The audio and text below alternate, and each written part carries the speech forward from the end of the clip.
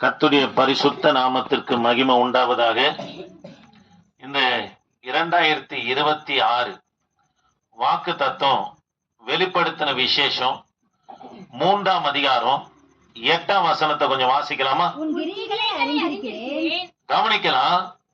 இந்த பிலதெல்பியா சபையை குறித்து, நல்ல கிரியைகளை குறித்து ஒரு 7 காரியங்கள் சொல்றாரு. அதுல நம்ம கொஞ்சம் தான் பார்க்க போறோம், ஏன்னா நேரம் இல்லை. அதற்கு முன்பதாக பாருங்க, ஆண்டவர் நமக்கு கொடுக்கிறதான வாக்கு தத்துவம், அந்த கிரிகளை குறித்து பிற்பாடு பார்க்கலாம். இதோ திறந்த வாசலை உனக்கு முன்பதாக வைக்கிறேன், அதை ஒருவனும் பூட்ட மாட்டான் என்று சொல்றான். திறந்த வாசல் என்பதுக்கு மூல மொழியில உனக்கென்று கர்த்தர் ஆயத்தப்படுத்திட்டான். திறந்துட்டாருன்னு சொன்னா 2026க்கு கர்த்தர் உனக்கு ஆயத்தப்படுத்தி வைத்திருக்கிறார். அவர் ஆயத்தப்படுத்தி வைத்ததை ஒருவனும் சேதமாக்கவும் முடியாது, அதை தொடவும் முடியாது, அதை உன் கையில இருந்தும் பறிக்க முடியாது. காரணம் என்னன்னா, ஆயத்தப்படுத்தினவர் கர்த்தர். ஆமென். யார் ஆயத்தப்படுத்தினது?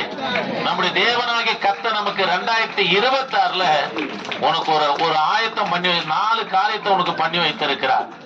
பாருங்க, திறந்து என்ற ஆசீர்வாதம் என்ன சொல்லப்பட்டு இருக்குதுன்னா, அப்போஸ்தலர் நடபடி புஸ்தகம் 5ஆம் அதிகாரம் 19ஆம் வசனத்துல திரைச்சாலையின் கதவுகளை கர்த்தர் பண்ணா திறந்தார் என்று சொல்லப்பட்டிருக்கு. இந்த திரைச்சாலை வாசிங்கம்மா. கர்த்தருடைய தூதன் ராத்திரியிலே திரைச்சாலையின் கதவுகளை திறந்து அவர்களை வெளியே கொண்டு வந்து நீங்கள் போய் தேவாலயத்திலே நின்று இந்த ஜீவ வார்த்தைகள் எல்லாவற்றையும் ஜனங்களுக்கு சொல்லுங்கள் என்றார். சரி, கவனிக்கலாம். பேதுரு யோவானும் சிறைச்சாலையில இருந்தாங்க. சிறைச்சாலையின் கதவுகளை கர்த்தர் திறந்தார். கவனிக்கலாம். இந்த 2026ல உனக்கு விடுதலின் ஆண்டா இருக்காங்க. 2025ல உனக்கு எதெல்லாம் பூட்டப்பட்டு இருந்ததோ, அடைக்கப்பட்டு இருந்ததோ, எந்த காரியத்தில இருந்து நீங்க விடுதலையாக்க முடியாம காணப்பட்டீங்களோ, என் ஆண்டவராகிய தேவன் உங்களுக்கு சொல்றாரு, 2026 உனக்கு விடுதலின் ஆண்டாக கர்த்தர் மாற்றுகிறார். ஆமென்.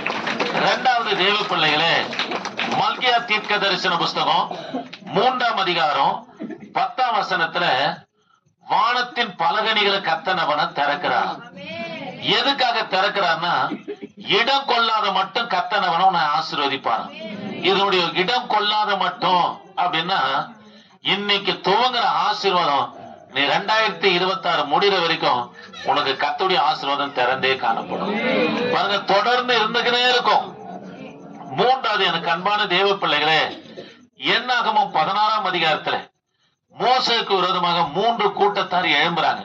தாத்தான், ஆபிரகாம், கோராகின் புத்திரர் எழும்புறாங்க. மோசேக்கு விரோதமாக எழும்பி வரும்போது அவர்களுக்கு முன்பதாக பூமி வாயை திறக்குது. அதாவது 250 பேரும் உள்ள போகும்படியா கர்த்தர் செய்யறாரு. பூமி மூடி போட்டுச்சு. நான் உங்களுக்கு சாமுவேலை குறித்து பேசும்போது உங்களுக்கு சொல்லி இருக்கிறேன். சாமுவேல் லேவி கோத்திரத்தை சேர்ந்தவர். அவங்க அப்பா அவரு லேவி கோத்திரத்தை சேர்ந்தவர். கோராகின் கோராக யாருன்னா மோசவுடைய சித்தப்பா குடும்பம், லேவி கோத்திரத்தார் தான். பாருங்க, 17 தலைமுறை வரைக்கும் அவங்க ஆசார ஊழியமே செய்யாதபடி யாரு தடுத்து வச்சதுன்னா இஸ்ரவேல் ஜனங்க தடுத்து வச்சாங்க. காரணம் என்னன்னா, இப்பேற்பட்ட சம்பவத்தை இஸ்ரவேல்ல யாருக்கும் நடக்கல. உயிரோடுவே இவங்களை எது கொண்டு போகுது? பூமி கொண்டு போனதுனால இவங்க நம்ம கானானுக்கு போனாலும் கூட இவங்க ஆசாரி ஊழியம் செய்யக்கூடாதுன்னு சொல்லி எந்த குடும்பத்தை ஒதுக்கி வைக்கிறாங்கன்னா, மோசே சித்தப்பா குடும்பம், கோராகு, இவங்க குடும்பத்தை ஒதுக்கி வைக்கிறாங்க. இந்த கோராகு குடும்பத்துல இருந்தா 17வது தலைமுறையில வருகிற சாமுவேலை கர்த்தர் தெரிந்து கொண்டார். ஆமே. சரி தேவ பிள்ளைகளே, சரி 3வது காரியம் பாருங்க, உங்களுக்கு விரோதமாய் யாரு எழும்பினாலும், இது சபைக்கு விரோதமாய் யாரு எழும்பினாலும் அவங்களுக்காக கர்த்தர் பூமி தன் வாயை திறக்கும்படி செய்வார். 3வது தேவ பிள்ளைகளை, உங்கள் கைகளை கர்த்தர் தாராளமா திறக்க உங்களை கர்த்தர் கொடுக்கணும்னாக்க கர்த்தர் மாற்றுவார். ஆமாங்க, இந்த 2026ல கர்த்தர் உங்களை அப்படித்தான் ஆசீர்வதிப்பார். அல்லேலூயா. கர்த்தர் அப்படித்தான் உங்களை ஆசீர்வதிப்பார். 2026ல உங்க கைகள் திறக்கப்படும். நீங்க கடன் கொடுக்கவர்களாக என் தேவனாகி கர்த்தர் மாற்றுவார். ஆமென். அல்லேலூயா. நான் இந்த சபையை என்னுடைய பின்னணியை சொல்லிட்டு, எதுக்கு இந்த சபைக்கு பிலதெல்பியா என்ற பெயர் வருகிறதுன்னு சொன்னா கவனிக்கலாம். ஒரு அரசன் ஒரு பட்டணத்தை கட்டினார். அந்த பட்டணத்துக்கு பிலதெல்பியா என்று பெயர் வைத்தார். பிலதெல்பியா என்று சொன்னா சகோதர சிநேகம் அல்லது சகோதரனுடைய அன்பு என்று பொருளாக இருக்கிறது. எல்லாரும் கவனிங்க, கர்த்தருடைய வார்த்தையை கவனிங்க. ஒருத்தர் கட்டி தான் பெயர் வைக்கிறாரு. அந்த அரசனுடைய தம்பி பாத்தீங்கன்னா ஒரு விதமான வியாதினால பாதிக்கப்பட்டு படுத்த படுக்கையா இருந்தார். ஆனா அவங்க தம்பியா இருந்தாலும் அண்ணனுக்கு என்ன பண்ணா ராஜபாரம் பண்ணுவதற்கு சரியான ஆலோசனை கொடுப்பார். படுத்த படுக்கையா இருந்து யுத்தம் செய்வதற்கும் ராஜபாரம் பண்ணுவதற்கும் அதாவது நல்ல ஆலோசனை கொடுத்ததுனால அன்னுடைய ராஜபாரம் பார்த்தீங்கன்னா நல்ல விரிவடை முடிய காணப்பட்டது. 38 வயதான பிற்பாடு பலவீனப்பட்டு அவங்க தம்பி மரித்து போனார்.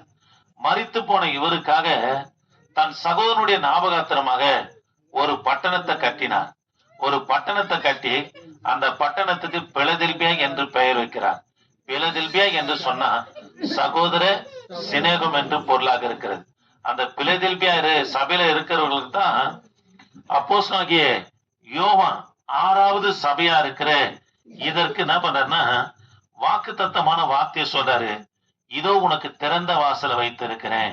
திறந்த வாசல் என்பது சபையை உனக்காக கர்த்தர் ஆயத்தப்படுத்தி இருக்கிறாரு. அதை ஒருவனாலும் அழிக்க முடியாது என்று கர்த்தர் வாக்கு பண்ணுகிறார். அது மாத்திரம் இல்லைங்க, இந்த சபையில ஆண்டவரே இந்த சபை குறித்து 7 காரியத்தை சொல்லி நான் பண்ற புகழ்கிறார். முதலாவது காரியம் கொஞ்சம் வாசிக்கலாமா? 8ஆம் வசனத்தை வாசிக்கலாமா? 3:8 பாருங்க. உன் கிரியைகளை அறிந்திருக்கிறேன். தயவு செய்து எல்லாரும் இந்த வாக்கு தத்தத்தை நிச்சயமா கர்த்தர் நிறைவேற்றுவார். இது விடுதலின் ஆண்டா இருக்க போகிறது. 2வது தேவ பிள்ளைங்க, உனக்காக வானத்தின் பலகணிகள் திறக்கும்.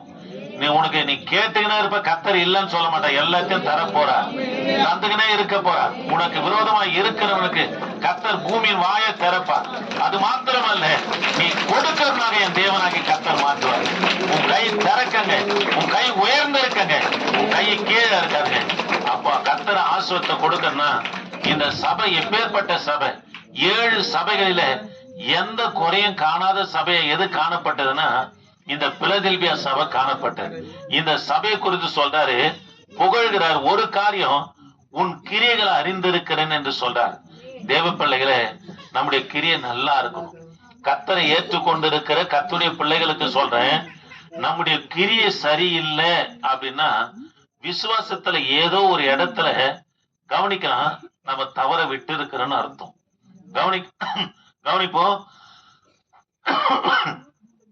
பாருங்க, நீங்க நல்ல கனிகளை கொடுக்கல, நல்ல கிரிகள் உங்க இடத்துல காணப்படலன்னா விசுவாசத்துல நீங்க ஏதோ ஒரு இடத்துல என்னன்னா நீங்க தவறு செய்திருக்கிறீங்கன்னு அர்த்தம். உங்க கிரியை பாத்தீங்கன்னா ஆண்டுடைய பார்வையில நல்லா இருக்கணும், உங்க கனிகள் நல்லா இருக்கணும். இந்த சபை குறித்து சொல்ற, உன் கிரிகளை அறிந்திருக்கிறேன். உன்னை என்னை கர்த்தர் சொல்லணும், சபையார பார்த்து கர்த்தர் சொல்லணும், உன் கிரியை நல்லா இருக்குது, உன் கனி நல்லா இருக்குது, உன்னிலே நான் மதுரத்தை பாக்குறேன் என்று என் தேவனாகி கர்த்தர் சொல்லணுங்க. அல்லேலூயா, அல்லேலூயா. யாக்கோபு எழுதின பொதுவான நிருபம் 2ஆம் அதிகாரம் 18ஆம் வசனத்துல என்ன சொல்றாரு பாருங்க கிரியை குறித்து. யாக்கோபு எழுதின பொதுவான நிருபம் 2ஆம் அதிகாரம் 18ஆம் வசனம். உனக்கு விசுவாசம் உண்டு, எனக்கு கிரியைகள் உண்டு. கிரியை இல்லாமல் உன் விசுவாசத்தை எனக்கு காண்பி, நான் என் விசுவாசத்தை என் கிரியைகளினாலே உனக்கு காண்பிப்பேன். விசுவாசம் இல்லாம கிரியை நல்லா இருக்காதுங்க. ஒருவேளை உங்க கிரியை சரியில்லை, உங்களுடைய நடக்க சரியில்லை, ஏதோ ஒரு இடத்துல நீங்க விசுவாசத்துல விட்டுட்டு இருக்கிறீங்கன்னு அர்த்தம். அததான் சொல்றார், உன் விசுவாசத்தை கிரியனால காண்பின்னு சொல்றார். அதனால தேவ பிள்ளைகளே, கர்த்தருடைய வார்த்தை கேளுங்க, கர்த்தருடைய வார்த்தை கேளுங்க.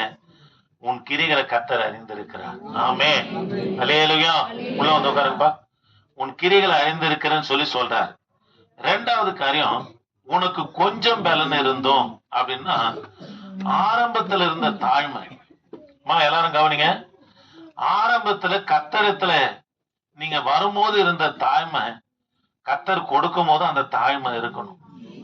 அல்லேலூயா. பாருங்க, கொஞ்சம் வளர்ந்த பிற்பாடு ஸ்தோத்திர மண்டலத்துல மற்ற விசுவாசியம் மதிக்கிறது இல்ல, ஊழியக்காரனை மதிக்கிறது இல்ல. இதுக்கெல்லாம் காரணம் என்னன்னா, கொஞ்சம் பலன் இருந்தும் இவங்க எப்படி இருந்தாங்கன்னா, கொஞ்சம் பலன் இருக்கும் போதும் தாழ்மையா இருந்தாங்க, கத்தர் அதிகமா கொடுத்த போதும் அதே தாழ்மையில காணப்பட்டாங்க. இப்படி இந்த சபையை குறித்து கத்தர் அவனை போகுகிறாரு. அதனால்தான் ஆண்டவர் சொல்றாரு, உனக்கு நான் என்ன பண்ணிட்டேன், ஆயத்தப்படுத்திட்டேன், திறந்துட்டேன் என்று கத்தர் சொல்றார். மூன்றாவது காரியம் பாருங்க, என் வசனத்தை கை கொண்டபடியா. தேவ பிள்ளைகளே, அந்த நாட்கள்ல வேதத்தை நம்பாத நாட்களாக காணப்பட்டது. ஏன் அந்த நாட்கள்ல வேதத்தை என்ன பண்ணல, நம்பாத நாட்கள். காரணம் என்னன்னா, ரோம் அரசாங்கத்தால சபைகள் துன்பப்படுத்தப்பட்டது. அதாவது அவனுக்கு பொழுதுபோக்கு போகணும் சொன்னா ஊழியக்காரனை, யூதர்களை, விசுவாசிகளை கொண்டு போயிட்டு ஆடிட்டோரியத்துல விட்டுட்டு சிங்கத்தை நம்ம வேட்டையாட வைப்பான். அவங்கள துரத்தி துரத்தி வேட்டையாடி சாப்பிடுறத பார்த்து ரசிப்பாங்க. அப்பேற்பட்ட நாட்கள்ல ஆபிரகாம் ஈசாக்கு கொடுக்கப்பட்ட வாக்கு தத்தங்கள்லாம் நம்ப முடியாத நாட்கள்ல இந்த சபை பாத்தீங்கன்னா வசனத்தை கை கொண்டாங்க. தேவ பிள்ளைய, உனக்கு கத்தர் வாக்கு தத்தம் கொடுத்து இருக்கிறார்.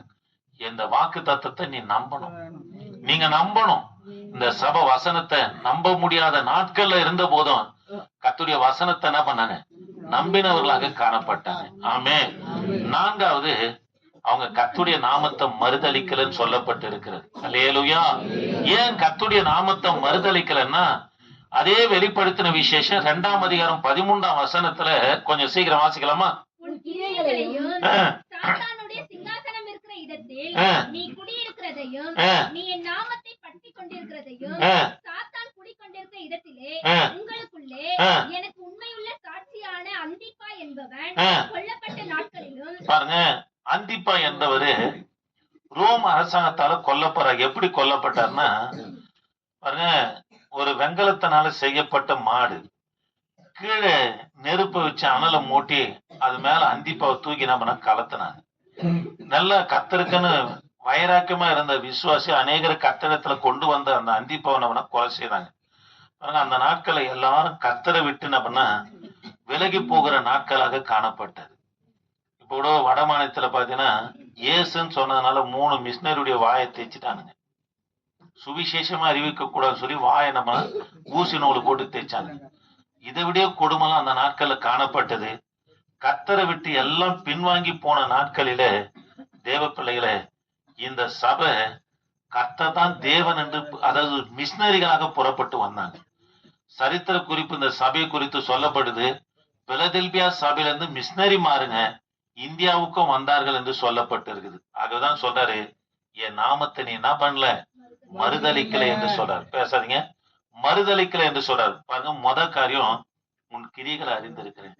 உன் கிரியை சரியில்லை, உன் கனி சரியில்லைன்னா எங்கேயோ உன் விசுவாசம் விட்டுருங்க. ஆமாங்க, உன் விசுவாசத்தை பார்க்கணும். ஏதோ ஒரு இடத்துல உன் விசுவாசம் சரியில்லை, அதனால்தான் உன் கிரியை என்ன பண்ண சரியில்லாம போயிடுச்சு. அதை ரொம்ப ஆராய்ந்து பாருங்க. 2வது, தேவ பிள்ளைய, உனக்கு கொஞ்சம் பலன் இருந்தோம் ஆரம்பத்துல எப்படி நீ தாழ்மையா இருந்தியோ கடைசி வரைக்கும் அது இருக்கணும் என்று கர்த்தர் எதிர்பார்க்கிறார்.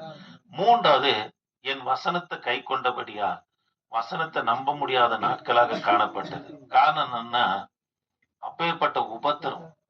ஈசாக்கு வாக்கு தத்தம் பண்ணாரு, யாக்கோபுக்கு வாக்கு அதெல்லாம் பண்ணாருதான் அப்படின்னு சொல்லி நம்ப முடியாத அளவுக்கு உபத்திரம் காணப்பட்டது. ஆனா வேதவசனம் உண்மை என்று ஏற்றுக்கொண்டாங்க. அப்பேற்பட்ட சபை தான் எந்த சபை? பிலதெல்பியா சபை. 4வது, என் நாமத்தை என்ன பண்ணல, மறுதலிக்கல. பாருங்க, எல்லாரும் கர்த்தரை விட்டு விலகி போயிட்டாங்க, உபத்திரம் தாங்க முடியல. ஆனா இந்த சபை கர்த்தரே தேவன் என்று சுவிசேஷங்கள் அறிவித்த சபையாய் காணப்பட்டது. மிஷினரிமார்களை என்ன பண்ண அனுப்புனாங்க. 5வது காரியம், 3ஆம் அதிகாரம் 9ஆம் வசனத்துல வாசிங்கம்மா. இதோ யூதரல்லாது இருந்தும் தங்களை யூதர் என்று பொய் சொல்லுகிறவர்களாகிய சாத்தானுடைய கூட்டத்தாரில் சிலரை உனக்கு கொடுப்பேன். இதோ அவர்களின் பாதங்களுக்கு கவனிக்கலாம். யூதனா இருந்தும் யூதர்கள் அல்லாத கூட்டம் என்று சொல்லப்பட்டு இருக்கிறது. அவங்க யாருன்னா யூதர் தான், ஆனா கர்த்தராகிய இயேசு கிறிஸ்து ஏற்றுக்கொள்ள நியாயப்பிரமாணம், விருத்த சேதனம் இத கை கொள்ளுவர்களாக காணப்பட்டாங்க. ஆனா அவங்க தங்களை யூதன் சொன்னாங்க. ஆண்டவர் சொல்றாரு, நீங்க யூதர் அல்லாத கூட்டம். தேவ பிள்ளைக அந்த நாட்கள்ல, அதே நாட்கள்ல அதாவது நாத்திகர்களும் யூதருக்குள்ள காணப்பட்டாங்க. கர்த்தர் தேவன் அல்ல, சில கொள்கை பரப்பாளர்கள் தான் அதாவது பெரிய ஆளுன்னு சொல்லி சொன்னாங்க. நாத்திக கடவுளே இல்லை என்று சொல்லுகிறவர்களாம் என்ன பண்ணாங்கன்னா இவங்க ஏற்படுத்தினாங்க. அதுதான் சொல்றாரு, யூதர் அல்லாத இருந்த அவனை நீ வாசிங்கம்மா. யூதர் அல்லாது இருந்தும் தங்களை யூதர் என்று பொய் சொல்லுகிறவர்களாகிய பாருங்க, பொய் சொல்றான் யூதன். ஆனா யூதர் அல்ல என்று என்ன பண்ணானா, யூதன் அல்லாத இருந்தும் தன்னை யூதன் என்று என்ன பண்ணானா பொய் சொல்றான். தேவ பிள்ளைக கர்த்தர் உன்னை ஆசீர்வதித்து இந்நாள் வரைக்கும் கொண்டு வந்திருக்கிறான்.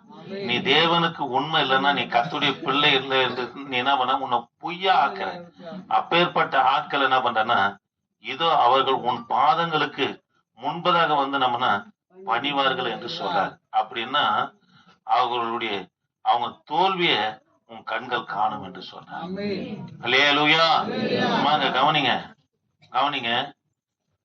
நம்ம பிள்ளைகளுக்கும் சரி உங்களுக்கும் சொல்றேன், நம்மளை கர்த்தர் தான் கொண்டு வந்தார். இவருக்கு உண்மை இல்லைன்னு வச்சுங்களேன், இவருக்கு நம்ம பிள்ளைங்களும் உண்மையா இல்லை, நாமளும் உண்மையா இல்லைன்னா நம்முடைய அதாவது அவங்க என்னதான் உயரப்பாருன்னா தோல்வியை தாங்க பார்ப்பாங்க. ஆமாங்க, இததான் சொல்றாரு. கவனிக்கலாம். அவங்க உன் பாதங்களுக்கு என்ன பண்ணுவாங்க, பணிந்து கொள்வார்கள் என்று சொல்றார். 6வது காரியம் சொல்றாரு 3:10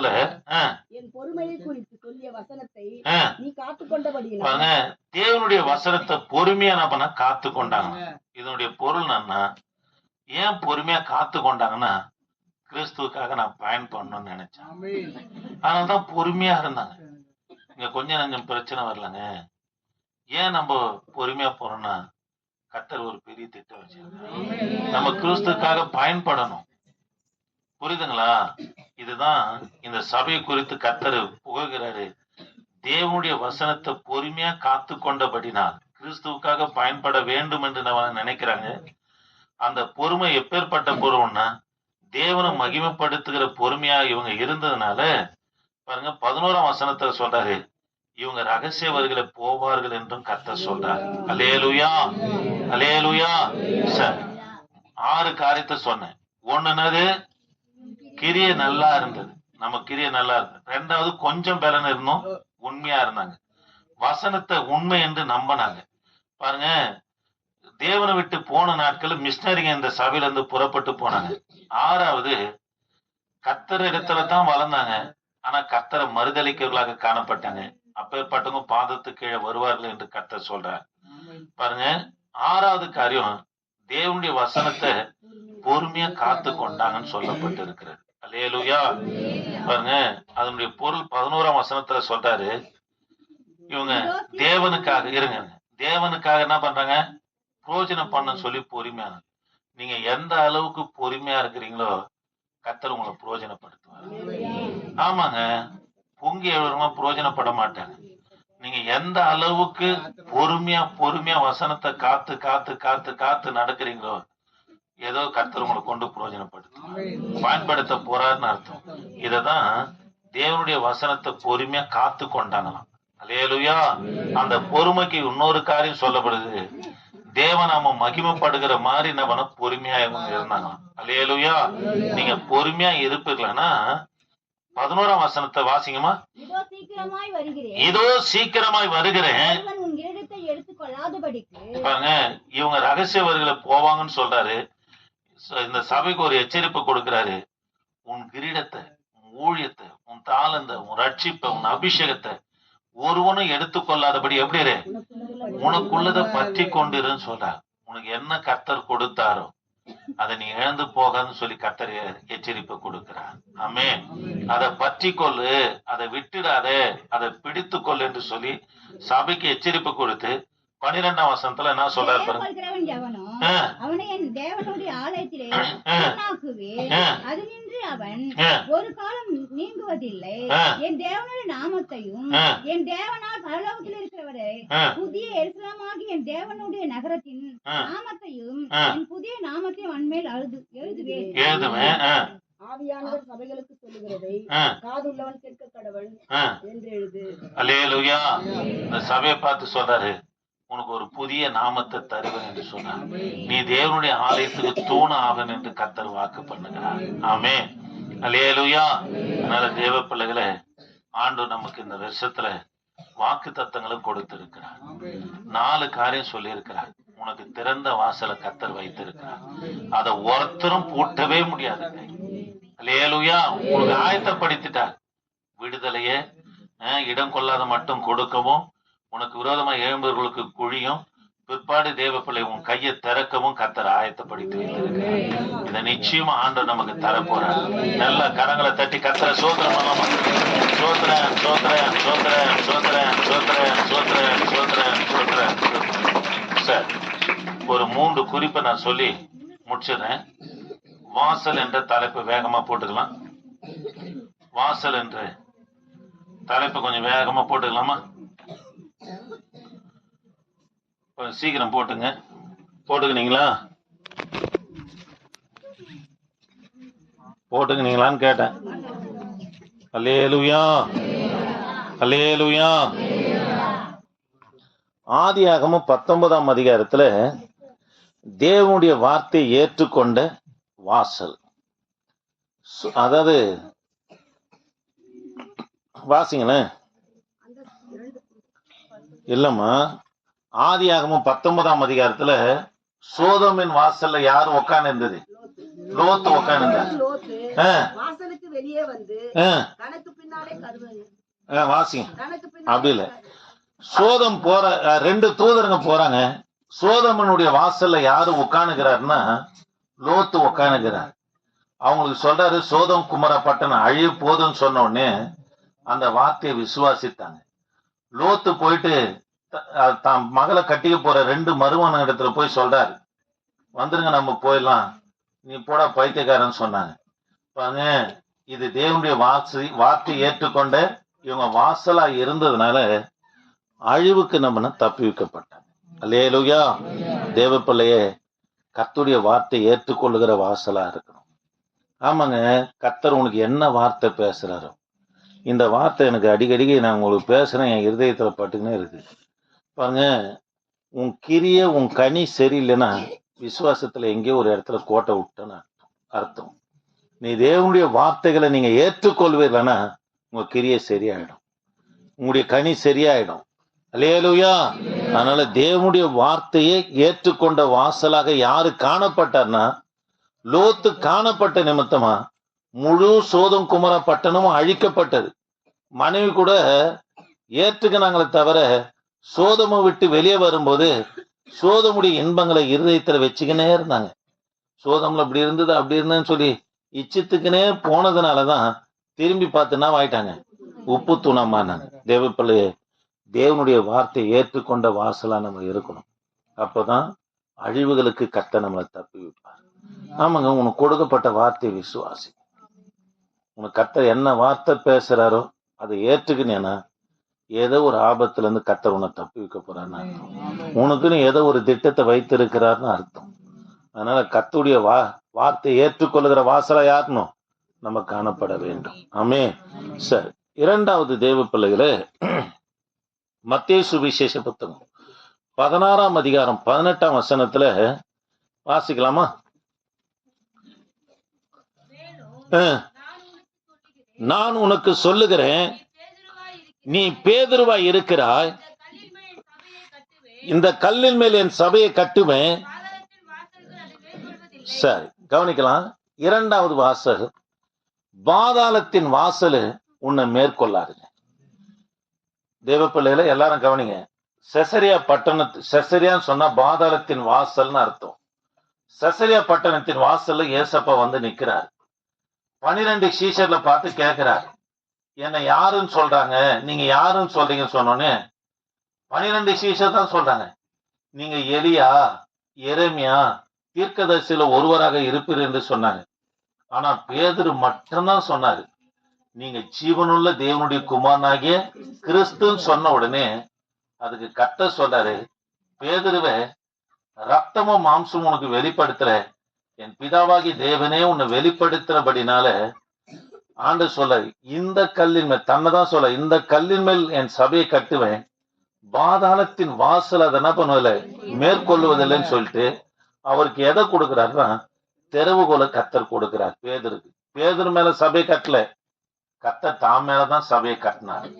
கவனிங்க, பேதுரு இடத்துல ஒரு திறவுகோலை கொடுக்கிறார். என்ன திறவுகோலை ஆண்டவர் கொடுத்தாருன்னா, தேவ பிள்ளைகளை, பேதுரு மூலியமாக தான் புறஜாதிகள் என்ன பண்ண சபைக்கு வரணும். நீ பூமியில எதை கட்ட வைப்பியோ பரலோகத்துல கட்ட வைக்கப்படார். நீ பூமியில எதை கட்டுவியோ அது பரலோகத்துல கட்டப்படும் என்று சொல்றார்.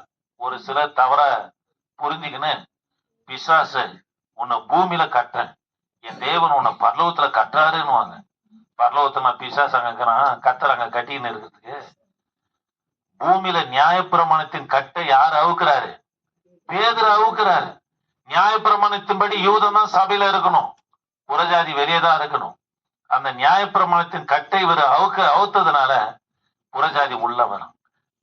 நீ கட்டுகிறத நான் கட்டுவேன், நீ அவுக்கிறத பரலோகம் அங்கீகரிக்கும் என்று பேதுரு பார்த்து சொல்றார். சரி இருக்கட்டும், தேவ பிள்ளையில எல்லாரும் கர்த்தருடைய வார்த்தையை கவனிக்கலாம். ஆண்டவர் சொல்றாரு, இந்த கல்லின் மேல் என் சபையை கட்டுவேன், பாதாளத்தின் வாசல் அதை மேற்கொள்ளாதுன்னு சொல்றாரு. ரெண்டாவது காரியம், பாதாளத்தின் வாசல் மேற்கொள்ளாது. யாருடைய வாசலை பாதாளம் மேற்கொள்ளாது அப்படின்னா, வெளிப்பாடு உள்ள பிள்ளைகளா இருக்கணுங்க. அங்க கவனிங்க, வெளிப்பாடோடு செய்யணும். மூளை என்ன சொல்லுது அதை செய்யாதீங்க. மூளை என்ன சொல்றது அது பிரகாரம் செஞ்சீங்கன்னா ஒரு நன்மையை கூட நீங்க பார்க்க மாட்டீங்க. ஏசப்பா என்ன சொல்றாரோ நீங்க வெளிப்பாடோடு கூட நடந்து பாருங்க. வசனத்தின் வாயிலா கர்த்தரும் கூட பேசுவார். எப்பவுமே நான் 21 நாள் உபவாசம் 2 நாள்ல வார்த்தை கொடுத்துருவாருங்க. எனக்கு நேத்து தாங்க வார்த்தையை கொடுத்தாரு. என்னை மன்னிக்கணும், ஆண்டுடைய பேர் தானே ஒரு வார்த்தை எடுத்து என்னால பேச முடியும். ஆனா அது தேவநாமத்துக்கு மகிமையா இருக்காது. அதனால அது நான் இங்க பொய்யா தான் நான் பிரசங்கம் பண்ணின்னு இருக்கணும். நான் தேவனுக்கு முன்பாக குற்றவாளி ஆயிடுவேன். தேவனுடைய வார்த்தையை எதிர்பார்த்து வந்திருக்கிறீங்க. 2026க்கு தேவையான நன்மைன்னு சொல்லி எதிர்பார்த்து வந்திருக்கிறீங்க. அதுக்கு நான் உண்மையா இருக்கணும். ஏசப்பா நீங்க கொடுக்காம நான் எடுக்க மாட்டேன், நீங்க கொடுக்காம எடுக்க மாட்டேன்னு கர்த்தர் தரிசனமா காமிச்சாரு. உனக்காக வாசலை திறக்கிறேன். ஆமாங்க தேவ பிள்ளைய, நீங்க வெளிப்பாடோடு இருக்கணும். எந்த காரியம் நீங்க செய்தாலும், எந்த ஊழியம் செய்தா இருக்கட்டும், வீடு கட்டதா இருக்கட்டும், எந்த காரியமாக இருந்தாலும் வெளிப்பாடோடு நீங்க செய்வீங்களா அதுக்கு விரோதமா எழும்புற பாதாளம் அதுவே அழிஞ்சிடுமே தவிர பாதாளம் உன்னை மேற்கொள்ள, பாதாளத்தின் வாசல் உன்னை மேற்கொள்ளாது. அல்லேலூயா. சரி, முத காரியம் என்ன சொன்னேன்? தேவனுடைய வார்த்தையை ஏற்றுக்கொள்ளணும். அப்பதான் அழிவில் இருந்து கர்த்தர் நம்மளை விடுவிப்பார். ரெண்டாவது தேவ பிள்ளைகளை, பாதாளத்தின் வாசல் ஒண்ணு என்ன பண்ணாரு? மேற்கொள்ளாரு. மூன்றாவது காரியம், ஏசாயா தீர்க்க தரிசன புஸ்தகம் 45ஆம் அதிகாரம் 1ல இருந்து வாசிக்கலாமா? அபிஷேகம் பண்ணின கோரேசுக்கு முன்பதாக ஜாதிகளை கீழ்ப்படுத்தி ராஜாக்களின் இடைக்கட்டுகளை அவிழ்க்கும்படிக்கும் அவனுக்கு முன்பாக வாசல்கள் பூட்டப்படாதிருக்க கதவுகளை திறந்து வைக்கும்படிக்கும் அவனை பார்த்து அவன் வலது கையை பிடித்துக் கொண்டு. கவனிக்கலாம். மூன்றாவது வாசல், உனக்கு முன்பதாக வாசல் பூட்டப்படாது. கவனிங்க, உனக்கு முன்பதாக எது பூட்டப்படாது? வாசல் பூட்டப்படாது என்றார். அப்படி பூட்டப்படாம இருக்கணும்னா கோரேசு கையை யாரு புடிச்சது? கர்த்தர் புடிச்சாருங்க. உன்னை என்னை கர்த்தர் நடத்தினாங்க. ஏங்க மனுஷன் நடத்தக்கூடாது. இப்பவும் சொல்றேன், உன்னை ஒரு மனுஷன் நடத்தவே கூடாது. 1008 காரியங்கள் பேசலாம், ஆனா ஒரு மனுஷனால நீங்க நடத்தப்படவே கூடாது. கர்த்தர் உன் கையை புடிச்சு நடத்தணும். அப்படி நடத்துவாரனா உனக்கு முன்பு வாசல் பூட்டப்படாது. நீ போவ கர்த்தர் திறந்துக்கினே இருப்பாரு. உன் கையை யாரு பிடிக்கணும்? ஏங்க இன்னைக்கு ஒப்பு கொடுங்க. ஏசப்பா என் குடும்பத்தை நீங்க நடத்துங்க, என் ஊழியத்தை நீங்க நடத்துங்க. நான் ஜெபம் பண்ணுவேங்க, கர்த்தர் வெளிப்பாடு தருவார். ஊழி எப்படி செய்யணும் அப்படி செய்யணும் வெளிப்பாடு தருவார். தந்துட்ட பிற்பாடு நான் தந்தவனையும் போயிட மாட்டேன், உங்களுடைய நடத்துறது வட்டமான்னு சொல்லி காத்திருப்பேன். அதுக்கு ஏத்தவாறு சூழ்நிலை அமைச்சு கத்தர் வழியை தருப்பார். சாட்சியா கூட சொல்றேனே, இந்த வாகனம் வாங்கினது கூட எனக்கு கிராம ஊழியர்னா சுவிசேஷ ஆரம்பத்துல ஹாஸ்பிட்டல் ஊழியம் தான் செய்வேன். மதுரையில சபை இருக்குது, நாங்க 2 பேரா துவங்கணும். அப்புறமா ஒரு 25 பேரா சேர்ந்து ஹாஸ்பிட்டல் ஊழியத்துக்கு போவோம், கிராமங்களுக்கு போவோம், ரேடியோல ஹார்னு கட்டி பேட்டரி வாங்கி செட் பண்ணி சுவிசேஷம் அறிவிச்சிருந்தோம். இங்க வந்து அது செய்ய முடியல. நான் தனியா எப்பெல்லாம் போனா அப்பெல்லாம் ஒரு 2-3 ட்ராக்ஸ் கொடுத்துருந்தேன். மாம்பகத்துல இருந்து வருகிற ஆபேல் தான் சொன்னாரு, ஐயா நம்ம ஊழியம் செய்யலாம். நான் தொடர்ந்து இதுக்காக ஜெபிச்சுன்னு இருந்தேன், ஐயா ஊழியம் செய்யலாம். சரிப்பா நம்ம 2 பேர் போலாம், எப்படி வராங்கன்னு பார்த்து நம்ம பண்ணலான்னு அது ஜனங்க நம்ம பிள்ளைங்க எல்லாரும் ஒத்து வச்சாங்க. ஆட்டோ நம்ம கூப்பிடுற நேரத்துல ஆட்டோ ஒரு முறை நல்லா வந்து இருந்தாரு, அவங்க சுகுணா சிஸ்டர் வீட்டுக்காரு நல்லா வந்துன்னா ஒரு சில நாள்ல நம்ம ஊர்ல சில டெத் ஆகும்போது அவர் வேற மாதிரி ஆயிடாரு, முடியாதுன்னுறாரு. புரியுதா? வேற மாதிரி ஆயிடுறாரு, அந்த நேரத்துல முடியாதுன்னுறாரு. நல்லா நம்ம எப்ப சொல்றோம் கரெக்டா அந்த டைம்ல வந்து வேலூர்ல இருந்து அந்த பக்கத்துல எங்க போறோமோ அங்க இருந்து பிக்கப் பண்ணிட்டு எனக்கு ரொம்ப சந்தோஷமா இருக்கும். நம்ம கூப்பிடுற நேரத்துக்கு வராங்களே அப்படின்னு சொல்லி. சில நேரத்துல முடியாம போயிடும், ஜெபம் பண்ணும், கவனிக்கலாம்.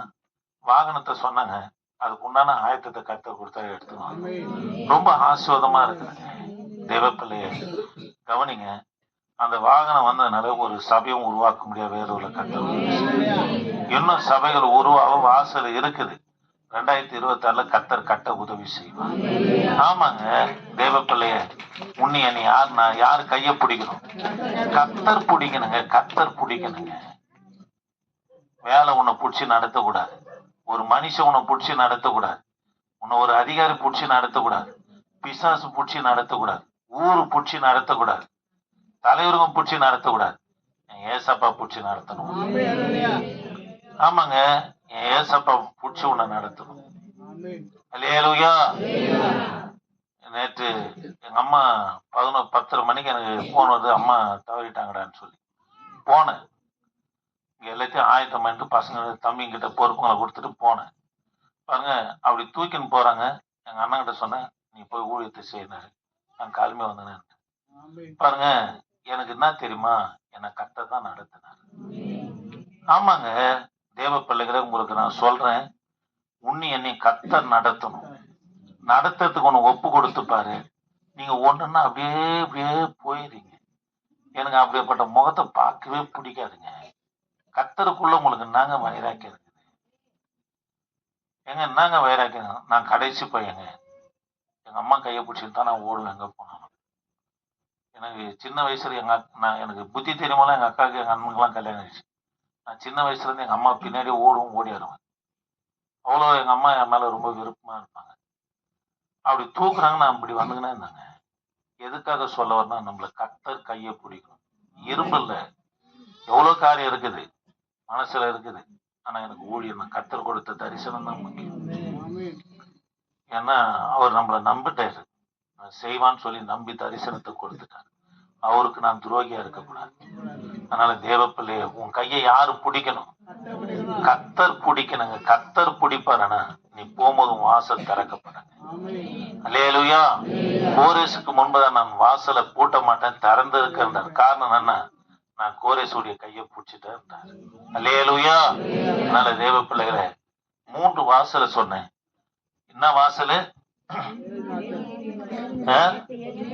தேவனுடைய வார்த்தையை ஏற்றுக்கொண்ட வாசல் உன்னை அழிவுக்கு கத்த தப்பி வைப்பார்.